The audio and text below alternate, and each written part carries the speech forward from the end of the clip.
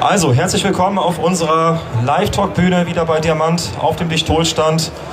Wir haben heute einen sehr, sehr interessanten Gast, den ich nicht so lange kenne tatsächlich. Also wir haben uns dieses Jahr auf der Printed Hub in Rüdesheim am Rhein kennengelernt. Du bist, ich würde es einfach in einem Wort zusammenfassen, einfach ein Macher.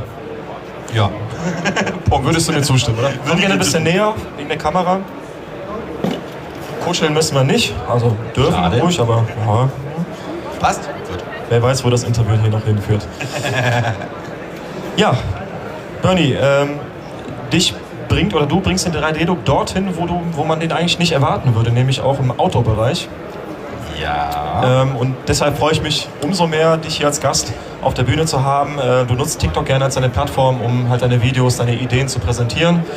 Und ja, ich finde es schön, dass du da bist und finde es interessant, wie du wirklich Survival, Outdoor und Abenteuer irgendwie mit 3D-Druck verbindest.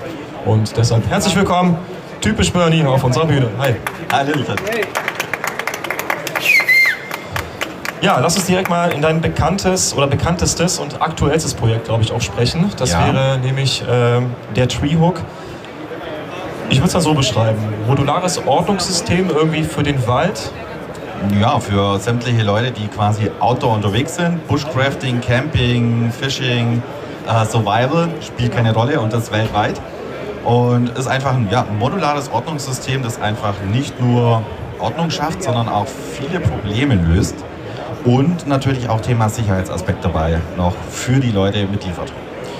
Wie bist du denn auf die Idee gekommen? Auf den Namen, auf die Idee, auf das Konzept? Gut, wir haben einen Baum, wir haben den Haken und deswegen ist es ein Treehook. Kann man ja hier auf dem Bild auch gut sehen. Genau, hier oben siehst du quasi einmal einen Gurt, das spannst du einmal um den Baum, hast du verschiedene Haken dran und das kommt daher, dass wir beim Ansitzangeln viele Ausrüstungsgegenstände dabei haben. Manchmal ist es nass, es regnet und es wird einfach schmutzig. Und dann lädst du das ganze Zeug ins Auto, gerade wenn du nachts angelst oder nachts draußen bist, dann hast du alles voll mit Schnecken und die wandern dir durchs Auto und klaust mir das. Super. Kennen wir doch alle, oder? Hoffentlich nicht. Ja. Also nach dem Treehook ist definitiv vorbei. Super. Ja, cool, so sieht's aus. Ne? Also, wie ist da der Durchmesser, der maximale für einen Baum? Gibt es da irgendwie Grenzen? Oder, also theoretisch, ich habe jetzt ein Band mit 2 Meter, wird standardmäßig ausgeliefert. Das heißt, ein Umfang von 1,80 Meter ist ohne Probleme. Und man kann es jederzeit auch länger machen. Also wenn man sagt, ich brauche wirklich dicke, fette Bäume, Mammutbäume, dann kann ich auch länger das Band machen. Ansonsten geht es auch ein kleiner Baum, sage ich jetzt mal, mit einem Umfang von 30 cm reicht völlig aus. Okay, das klingt doch super. Also für jeden etwas dabei. Versuch uns doch mal die Komponenten so ein bisschen näher zu erläutern. Was ist denn alles dabei? Also in dem Standardset haben wir einmal die Transportdose, also die Can, ich sage auch mal die Can More, weil das Ding kann tatsächlich einiges mehr. Es ist nicht nur eine Transportdose für das System, sondern gerade wenn du unterwegs bist, kannst du auch mal das Ding mit Wasser füllen, um Feuer zu löschen, Sand nehmen. Aber im Bushcrafting, wenn du sagst, okay, du brauchst kleines Zündholz und Co., kannst du es da drin auch trocken lagern. Gerade die Angler lieben zum Beispiel Mais als Köder, da passt jetzt extra auch eine Maisdose rein und kannst dann Deckel drauf machen, es kommen keine Ameisen rein. Das wird schon an alles gedacht, oder? Genau. Can More, die kann auch ein Bierchen halten, also auch ganz wichtig. Von Mais zu Bier, super. Ja. Dann haben wir noch den Deckel, einfach drauf machen. Die sind personalisierbar, richtig? Die sind personalisierbar, da kann man mal seinen Wunschnamen noch mit drauf machen. Kommt dann auch toll als Geschenkeartikel an. Mega. Gerade was schenke ich jemandem, der angelt oder bushcraftet? Ein Treehook, ganz klar. Und dann noch personalisiert, also besser geht's auch nicht. Ne? Ja, und du kannst die Farben noch selber auswählen. Also wir haben ja auch wunderschöne Pastellfarben. Ah, okay. Ja, kannst du gerne mal den Live-Chat auch mal zeigen. Ja, also Pastellrosa für Frauen, wir haben Pastellblau, wir haben Neonfarben, wir haben alle möglichen Farben letztendlich.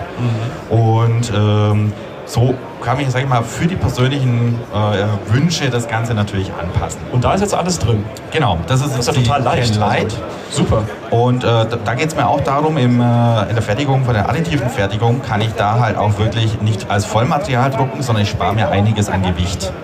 Das wäre im Spritzgussverfahren zum Beispiel nicht möglich. Ja, tolle Farben, gute Überlegungen, das auch für die weiblichen Fans auch eben zu produzieren. Und es gibt sehr viele Frauen, die wirklich im Angelbereich oder im Bushcraft Outdoor unterwegs sind. Die Frauenquote ist echt groß geworden, aber der Markt hat momentan immer die Frauen vergessen. Gerade im Angelbereich findest du selten irgendwas für Frauen, höchstens mal eine pinke Angelrute. Obwohl es ja für beide Geschlechter geeignet ist, und das ist nicht. Ja. Genau. Ja, Can hast du schon erzählt, dann gibt es noch einen Multi-Hook, Genau. Flash-Hook, Rope-Hook und den Allround-Hook dreimal. Bis zu 25 Kilo? bis zu 25 Kilo. Ja, das heißt, ist verrückt. Also eigentlich ein bisschen mehr, aber tatsächlich habe ich es getestet, ich habe über 30 Kilo dran gehängt. Es wird noch später eine Carbon Edition rauskommen, die noch mehr tragen kann, weil die Ausrüstung doch teilweise extrem viel wiegt. Aber 25 Kilo deckt so das meiste eigentlich ab. Ändert sich denn auch an der Robustheit was von den Bauteilen? Wegen Carbon oder? Wenn ihr mit Carbon druckt, das wird dann quasi ein Carbon Inlay sein, das kommt dann mit Multi-Material Drucker, habe ich natürlich eine höhere Robustheit. Das heißt, ich kann das Ding dann ohne Probleme wahrscheinlich mit 45, 50 Kilo belasten. Verstehe. Cool. Du hattest eben über die Möglichkeit gesprochen, da eben was drin zu lagern. Das sehen wir hier auf dem Bild. Also eine, ja, wie es schon rumsteht, multifunktionale Dose tatsächlich für Getränke, für Mais. Was sehen wir hier ganz rechts auf dem Bild? Ganz recht hast du zum Beispiel kleines Holz zum Anzünden von Feuer, gerade im Bushcraft-Bereich ist das halt mega interessant, weil da kannst du dann wirklich das Zeug auch trocken lagern, weil sonst lass es mal regnen, dann ja, ist schon wieder für Also ich habe sehr viele Folgen Seven vs. Wild geguckt. Ich weiß nicht, ob du es schon mal gesehen hast. Die ich Serie. schaue zwar kein Fernseher, aber ich kenn's ja. Ja, ist entstand aus dem YouTube-Format von Fritz Meinecke tatsächlich. Ich finde, also du solltest da mal anfragen. Das habe ich dir schon mal auf der Printed Hub gesagt. Das hast du mir schon gesagt, ja. Also ich glaube, das wäre, also du weißt ja, glaube ich, auch, dass das da ziemlich begrenzt und beschränkt ist an Utensilien, die man da mitnehmen kann. Aber als ich das erste Mal von dem Treehook gehört habe von dir auf der Printed Hub, dachte ich mir so, okay, das würde so vielen Leuten, unabhängig ob die jetzt angeln, im Autobereich tätig sind, einfach mal eine Woche in den Wald gehen wollen. Einfach mal gucken, wie es ist, mit der Natur in einem zu sein, einfach mal raus aus dem Alltag. Das Ding ist krass. Ja, das ist ein Multitool einfach. Also, Mega, es ist, also statt dem Schweizer Messer haben wir hier jetzt quasi ein Multitool, wo wirklich viele andere Sachen löst, worüber manche sich einfach keine Gedanken machen. Und das Ding ist einfach, es ist leicht, es ist mobil, ich kann es noch individuell anpassen für mich und löse damit unheimlich viele Herausforderungen. Können wir mal so ein Päckchen mal öffnen, wie das dann aussieht? Nehmen wir jetzt gerade mal den blauen hier. Ach, da gibt es auch verschiedene Größen. Genau, das ist jetzt der normale. Ja. Hier kommen später dann noch die Option, Inlays reinzumachen, also noch zusätzliche Boxen, um einfach mehr zu transportieren. Es gibt dann die Light-Version, die dann wirklich nur ausgelegt ist eben für das System. Wir sehen auch, dass das sehr, sehr schön innen aussieht. Schön strukturiert und ordnungsgemäß. Genau, also den Gurt sieht man dann quasi als erstes und dann... Genau, da holen wir jetzt das Ganze einmal raus. Und letztendlich haben wir hier eben das Band. Kann man auch individuell kürzen, wenn man sagt, ich brauche es kürzer. Und wir haben hier dementsprechend... Ja, also dann haben wir hier letztendlich einmal den Clip, der ist auch komplett 3D gedruckt. Das heißt, hier kann ich dann letztendlich den Gurt einmal spannen und reinziehen. Und das Ding hält auch richtig Bombe. Ja, also wenn ich das zuklippe, kannst du ziehen. Echt schwierig, das dann auch wieder los. Könnte ja mal jemand aus den Zuschauern. Willi, versuch doch mal kaputt zu ziehen. Okay.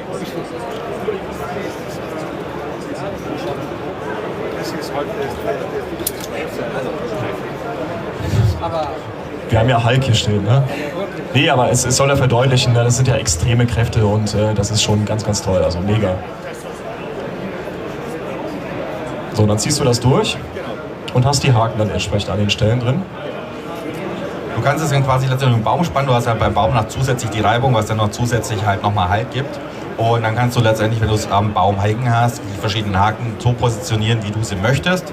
Und hast dann einen Multi-Hook, da kannst du dann direkt die Dose nehmen und die Dose auch direkt reinsetzen. Weil dann ist auch das Ding aufgeräumt, den Deckel nimmst du, den kannst du mit dem Magnet noch unten hin machen. Das auch noch? Ja, natürlich. Wie hast du das denn geschafft? Ja, ich habe hier 2 Magneten drin, oben und unten. Nur eine leichte Halskraft, so dass es halt reicht, um den Deckel aufzuräumen. Natürlich kann ich auch jederzeit, auch wenn es drauf ist, den Deckel ohne Probleme zudrehen. Du hast an alles gedacht. Ich sag ja, ein Macher. Mega, richtig cool. Wurde das irgendwie nachbearbeitet durch Oberflächenbehandlung oder sonstiges, oder wird das nachher das Thema bei Deep 500?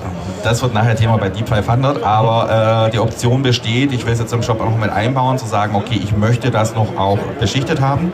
Macht dann Sinn im Autobereich, glaube ich. Ja. Bei Regenwetter, dass da einfach nichts rein und dran kommt und das Bauteil ja auch nachher noch so aussehen soll, wie es vorher mitgebracht wurde. Und das ist das eine. Das andere Thema ist das Vorteil von der Beschichtung ist, klar ist, es macht das Wasser dicht. Wir dürfen es immer noch nicht für Lebensmittel freigeben. Das heißt, kein Trinkwasser, was ja survival-technisch eigentlich wäre, aber wir dürfen es einfach rechtlich nicht machen. Aber der Vorteil ist auch, das Ding dann nachher zu reinigen. Ja, wenn ich eine Beschichtung habe, kann ich das Ding auch viel einfacher reinigen als ohne Beschichtung. Und das bringt mir dann halt auch nochmal einen extremen Vorteil mit, weil wenn ich jetzt sage, okay, ich fülle da mit Sand ein, um vielleicht was zu bauen, dann bleibt mir der Sand halt hängen, kann ich klar mit Wasser ausspülen. Genau, richtig. Aber mit Dichtol ist es dann halt dann nochmal einfacher auch auszuspülen. Ja, cool. Dann hast du ja noch neben der Treehook noch ein weiteres Thema hast du gerade umhängen. Ja. Da haben wir jetzt keine Bilder dazu, aber ich habe mir gedacht, wenn du es schon mitbringst, es ist eine SOS-Card, erklär doch mal, was die genau macht. Also im Endeffekt kam mir der Gedanke, du bist viel unterwegs, du hörst auch immer mal wieder, Leute gehen verschollen oder man hat jemanden, Bergsteiger ist irgendwo abgestürzt und Co. Und es kann auch im Supermarkt sein, du fällst einfach um. Du hast die SOS-Card und hier haben wir einen NFC-Chip drin und haben Sag das auch mal gerne mal im Live-Chat. Ja, also haben wir auch hier nochmal. Und du hast hier einen NFC-Chip letztendlich drin. NFC kennt Gott und die Welt. Und jedes Handy oder ziemlich jedes Handy kann NFC lesen. Das heißt, ich halte das Ding hin und habe sämtliche Informationen, also sprich meine Gesundheitsdaten, Medikamente, Vorerkrankungen. Ich kann einen Kontakt hinterlegen. Die Daten werden auch nicht auf dem Handy gespeichert, sondern sind wirklich in dem Moment nur lesbar. Und so habe ich die Möglichkeit halt wirklich, wenn was ist, hey, ich habe die Blutgruppe, ich habe die und die Medikamente, Bluthochdruck, was auch immer, dann kann ich das dementsprechend nutzen. Das heißt, wenn ich jetzt umfalle, Ja, im Wald, ja, ohne Treehook, ja, und du findest mich, ja, und ich habe das Ding um meinen Hals hängen, ja. muss ich das ja auch um meinen Hals hängen? Nicht unbedingt, das kannst du auch genauso an deinen Rucksack. Letztendlich, ich habe es bewusst in Neonrot gemacht, das muss auffällig sein. Das wäre meine nächste Frage. Es Genau. steht SOS drauf, man sollte eigentlich verstehen, worum es geht. Und du hast natürlich dieses bekannte NFC-Logo oben drauf gedruckt oder Exakt. draufdrucken lassen, sodass man eigentlich davon ausgehen kann, wenn man das in Verbindung mit einem mobilen Gerät verwendet, sollte dann irgendwas aufploppen. Genau, und ich sag mal, die ganzen Sankas und Co. kennen das. Ja, also die wissen um NFC. NFC wird in dem Bereich schon öfters genutzt. Ach, okay. Und von dem her ist es auch gerade für Notfallsanitäter auch was Bekanntes. Ja, zu sehen, okay, ich sehe das, ich habe die Blutgruppe, ich habe einen Notfallkontakt und kann das dementsprechend machen. Super, also finde ich erstaunlich. Es hat auch noch ein Zusatzfeature. Also gerade wenn sie ja jetzt, du bist irgendwo abgestürzt oder Co. Ich wollte gerade nach den Rillen fragen. Ne? Ja, die Rillen. Hier hast du Genau. nämlich noch eine Notfallpfeife. Da arbeite ich gerade noch ein bisschen an der Effizienz dran. Da kannst du mal reinpfeifen. Ja, und kannst halt quasi Wahnsinn. irgendwo auf dich aufmerksam machen. Wie bist du auf die Idee gekommen? Warum dachtest du dir, dass die Menschen das brauchen? Also hast du ja kurz erklärt, ne, kommt leider viel zu oft vor, dass Menschen leider hilflos sind bei einem Fall oder sonstigen Notfällen, sage ich mal. Aber es hat dich ja irgendwas inspiriert wahrscheinlich, um das Ganze zu drucken. Tatsächlich waren es teilweise die Medien, wo du einfach immer wieder mitgekriegt hast, ist jemand abgestürzt, hast du nicht gefunden und Co. Ich habe Bekannte, die sind eben im Notfallsektor tätig und da habe ich mal so drüber nachgedacht, okay, welche Blutgruppe hast du? Ich habe eine extrem seltene und wenn ich das falsche Blut kriege, ist natürlich doof. Ist schlecht. Ja, und dann dachte ich mir, why not? Ja, und es ist einfach wieder, du hast ein Problem, du hast einen 3D-Drucker, dann hast du eine Lösung. Preislich liegen wir da wo?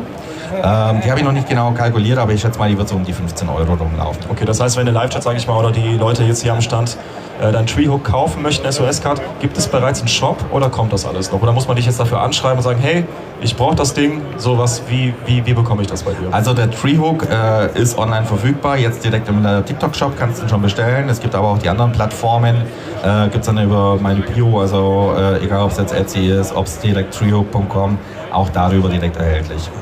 Super, also überall im Prinzip auf jeder Plattform möglich zu kaufen. Das war ja noch nicht alles. Nein. Du hast ja noch ein Megaprojekt, wo du wirklich ganz, ganz tolle Bilder mitgebracht hast, die wir auch zeigen werden. Und da erstmalig auch über Dichtol gesprochen wird. Ja. Ja, das zeige ich jetzt einfach mal. Es geht nämlich um, nennst du das Deep 500 oder Deep 500? Lass Deep 500. Okay, wir machen den internationalen hier. Ja, erzähl mal, was ist Deep 500 genau? Was macht es? Und wie bist du auf die Idee gekommen? Also wir sind ja auch Norwegen-Angler, das heißt wir fahren jedes Jahr nach Norwegen zum Tiefseeangeln. Ja, das heißt wir angeln hier auch in Regionen... Du suchst ja aber auch immer schöne Orte aus, ne? Ja klar, die Welt ist doch schön, du musst ja Selbstverständlich. musst es einfach ausnutzen. Und ja, in Norwegen angeln wir halt teilweise in Tiefen von bis zu 300, 400, 500 Meter, um auf bestimmte Fischarten zu gehen. Und am Anfang, wo ich angefangen habe, hieß es, ja, nimmst eine Babyrassel. Eine Rassel ist wichtig, weil da kriegst du einen Längen. Länge ist so ein Fisch, der auf Rasseln steht. Dann dachte ich mir, nee, wieso? Ich habe doch einen 3D-Drucker, da brauche ich doch keine Rassel kaufen.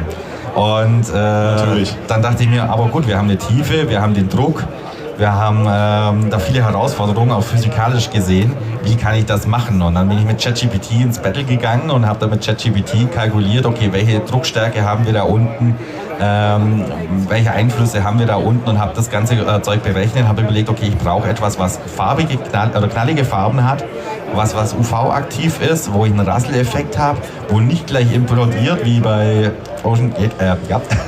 Sagen wir es lieber nicht, genau. Genau. Also das heißt, ich musste was konstruieren, das einen Auftriebseffekt hat, einen Rasseleffekt hat, wasserdicht ist und nicht implodiert. Also ganz viele Sachen auf einmal im Prinzip. Ja. Und da hat mir ChatGPT tatsächlich in den Kalkulationen geholfen und habe das Ganze gebettelt. Das Ergebnis ist dann der Type 500. Den habe ich jetzt schon seit 2 Jahren im Einsatz. Hast du noch einen hier dabei? Ja, ich habe hier nochmal einen. Ja. Das quasi machst du mit aus Vorfach drauf. Das ist komplett versiegelt mit Dichtol. Mit welchem Dichtol war das? Das ist Hydro. Ein Hydro. Genau. Okay. Und das ist auch für Salzwasser super geeignet. Das ist seit 2 Jahren nutzen wir die Teile. Wir haben hier Stahlkugeln mit drin. Ja. Und dadurch haben wir einen Rasseleffekt. Und dadurch machen wir quasi, hey Fische, wir sind da. Ne? Haben wir, glaube ich, ein schönes Bild davon hier. Also gut, das AM Hydro, hier ist, glaube ich, die Kalkulation unten noch Genau. gezeigt. Auch die technischen Sachen. Das kippe ich einfach mal. Ja.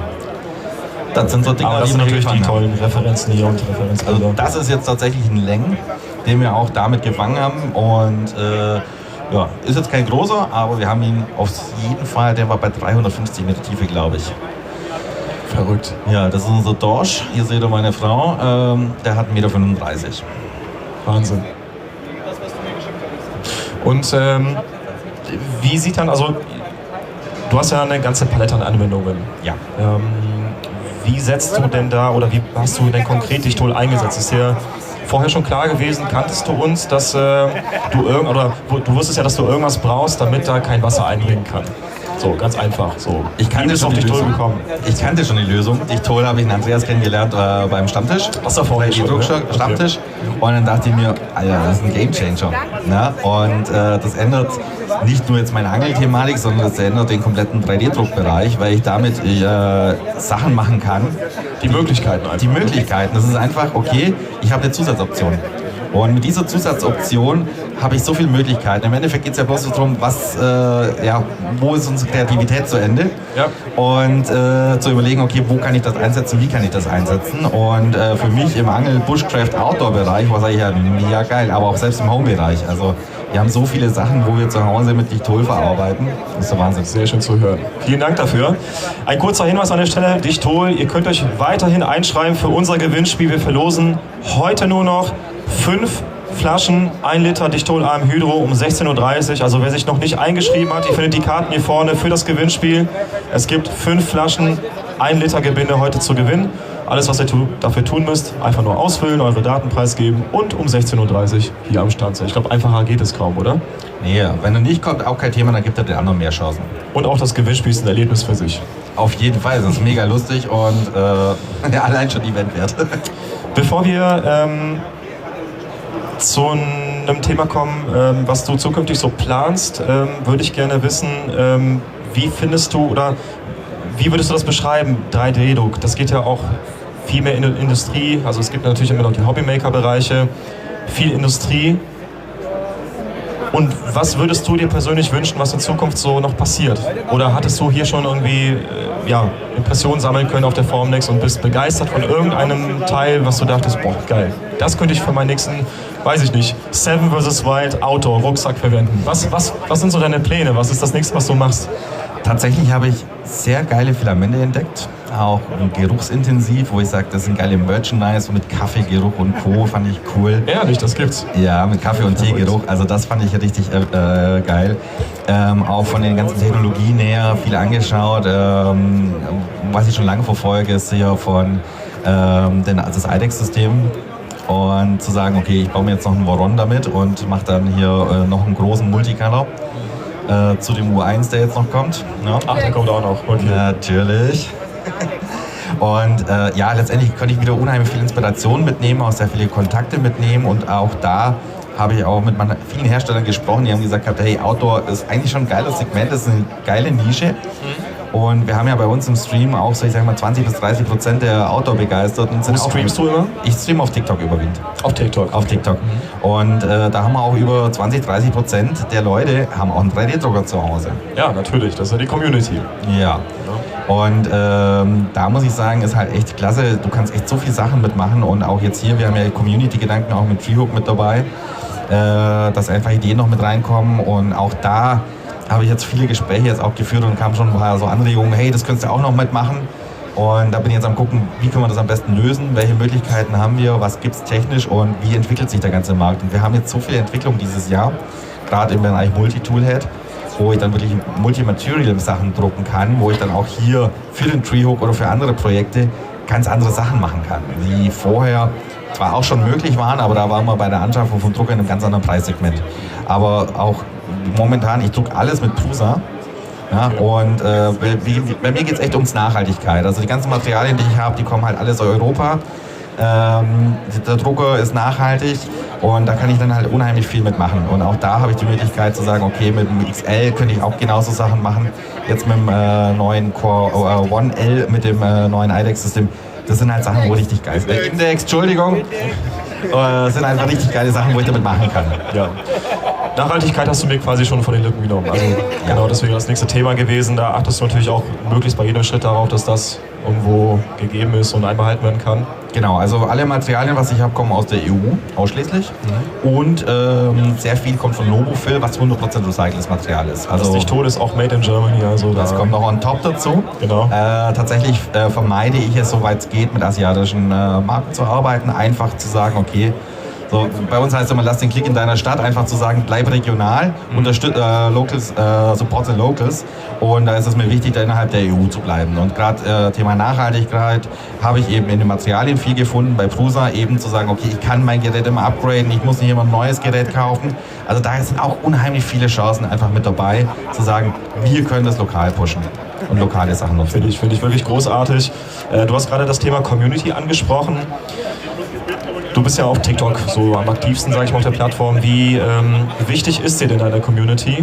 Und das gibt ja ein bestimmtes Gefühl, auch Motivation weiterzumachen. Motivation, die Leute weiter zu inspirieren, neue Ideen zu geben, mit denen zusammenzuarbeiten, wie du eben meintest, gemeinsame Projekte zu bewirklichen. Ich denke da nur beispielsweise an Willi auch, der da unheimlich sich ins Zeug legt und immer wieder vernetzt und schaut, dass alle irgendwie mal zusammenkommen, dass die Stimmung ist immer brisant, ist immer positiv. Könntest du dir ein Leben ohne vorstellen? Aktuell? Nein. Also, ein Influencer ohne Community ist kein Influencer. Absolut. Ja. Kann ich so unterschreiben. Und das in jedem Bereich. In jedem Bereich, ja. Und es ist einfach wichtiger, je größer die Community ist und treuer die Community. Also da geht wirklich Qualität vor Quantität, muss ich sagen. Und wir haben echt eine gute Community. Wir sitzen viel zusammen, jetzt im 3D-Druck, wir treffen uns hier auf der Formnext auf verschiedenen Events. Man tauscht sich aus, man tauscht sich auch danach aus über Discord, WhatsApp, was weiß ich auch immer. Und da hast du so viel Mehrwerte. Und ich habe auch allein schon gesehen, ich habe jetzt mal just for fun ein Clipper-Projekt gemacht und habe gesagt, ich mache das nur mit ChatGPT. Und da bin ich auch an meine Grenzen gekommen und habe dann nur einmal in Discord reingeschrieben, hey, ich habe das und das Problem, zack, kam eine Antwort. Also das sind so Sachen, ohne die Community würdest du bestimmtes, also über viele Hürden bräuchtest du viel länger. Und es ist einfach ein Miteinander, es ist ein Geben und es ist ein Nehmen. Und das ist das Schöne dabei. Und du kriegst Inspiration, Ideen, man triezt sich ein bisschen, man macht Wettbewerbe. Es muss aber auch sein, dass die 3D-Druck-Community vor allem auch sehr, sehr offen ist. Das ist wirklich wie eine Familie. Also ich habe es mal mitbekommen auf der Printed Hub. Ich dachte, ich bin ja auf dem Familienfest, weil einfach alle so hilfsbereit sind, weil du wirklich alle mitziehen und also. Ja, aber du hast gesagt, wie eine Familie. Lass das wie weg. Wir. Nee, wie eine Familie. Nein, ja, das ist eine Familie. Da hast du völlig recht. Ja, dann bleibt noch eine letzte Frage übrig. Was kann man in den nächsten Wochen noch von dir erwarten? Hast du was Spezielles im neuen Jahr geplant, was ja bald ansteht? Das Jahr ist wieder gefühlt verflogen. Ich habe hier noch ein Bild eingeblendet. Zimmerbrunnen beispielsweise auch noch ein Projekt von dir gewesen. Ja. Was kann man noch von dir sehen und erwarten? Also es werden noch weitere Outdoor-Gadgets kommen. Ich arbeite gerade, wir haben jetzt hier gerade den Topseller ist unser Gashook. Das ist quasi für den Campingbereich, wenn ein Camper hast, wer ein Wohnmobil hat, kennt das Problem. Die Deckel fliegen immer durch die Gegend. Gibt es mehrere Hersteller, wo das schon gemacht haben. Ich habe es dann einfach nochmal optimiert, so dass wir das einfach irgendwo hinkleben, hinschrauben können. Ich kann meinen Gasdeckel reinmachen, kann ich am Gasgrill machen, beim Räucherofen, wo auch immer. Mega. Und es ist super einfach. Das wird jetzt nochmal ein bisschen gepusht. Der Treehook wird weiterentwickelt. Was haben wir hier? Das ist meine UV-Lampe, weil ich habe tatsächlich die hier, bevor sie mit Lichtol verarbeitet werden, werden die nochmal mit UV-Lacke lackiert, damit sie quasi auch in der Tiefe von den Fischen gesehen werden können, weil Raubfische können tatsächlich UV-Licht sehen. Interessant, wusste ich vorher auch noch nicht. Wir lernen nie aus. Ja. Gut, an alle, die im Live-Chat dabei waren und zugeschaut haben, du wirst ja die Frage im Nachhinein wahrscheinlich beantworten können in deinem Livestream. Danke, dass ihr zugeschaut habt. An dieser Stelle war es das schon. Leider, muss ich sagen, es hat total viel Spaß gemacht, mit dir zu sprechen. Promoter gerne auch nochmal für die Leute hier am Stand, die dich ja wahrscheinlich größtenteils sowieso schon kennen, aber schadet ja nie. Und im Live-Chat und auch für unser Video einfach mal deine Produkte, wo man sie nochmal kaufen kann. Und ja. Also ihr findet alle Produkte, also die, wo jetzt hier am Stand sind, hier gibt es einen QR-Code, könnt ihr einscannen, gibt es meine Visitenkarte. Da findet ihr alle Links zu allen Plattformen, wo ich bin, Social-Media-Kanälen etc. Und ansonsten die Produkte findet ihr entweder im TikTok-Shop auf treehook.com oder auf Etsy. Wunderbar. So, dann haben wir auch nochmal, sehe ich gerade nicht, wurde nicht vorbereitet. Ja, genau. Wir kennen uns. Vielen Dank. Du hast natürlich auch noch was von uns bekommen. Ja, aber Bleib doch gerne du sitzen. bekommst auch noch was von mir. Ich bekomme sogar mal was von dir. Wow. Geben und nehmen. So, aber erstmal bin ich dran. Du darfst. Und zwar bekommst du von uns, da wir ja auch ein familiengeführtes Unternehmen sind, gibt es auch ein familiengeführtes Geschenk für dich, ein traditionelles. Trinkst du gerne Bier? Ja, natürlich. Was für eine Frage. Sorry dafür. Diesmal nicht 1 Liter Dichtol, sondern 1 Liter das Bolten. Brautradition, ich ist mir kurz das mal rauszuziehen.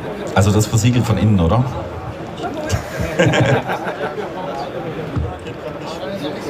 Das ist Kindersicherung. Druck doch mal schnell was dafür.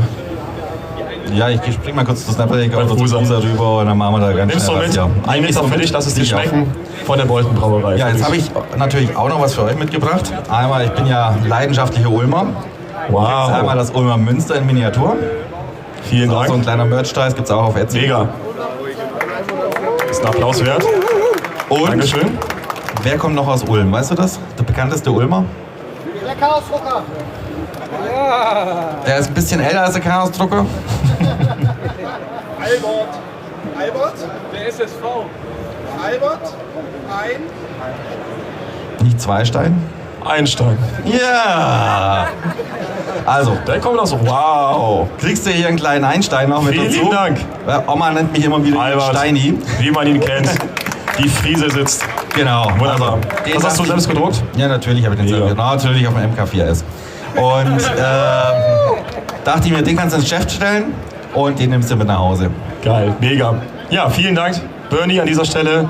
Mich sehr gefreut, dich hier zu haben. Vielen Dank für deine Zeit. Danke. Und ich hoffe, dass du das Video auch für dich und deine Community wunderbar verwerten kannst, dass die Spaß hatten. Viele Grüße von uns, von Diamant.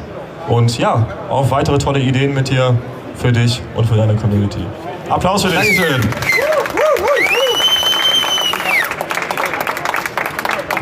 Schön, Kind von dir. Nein.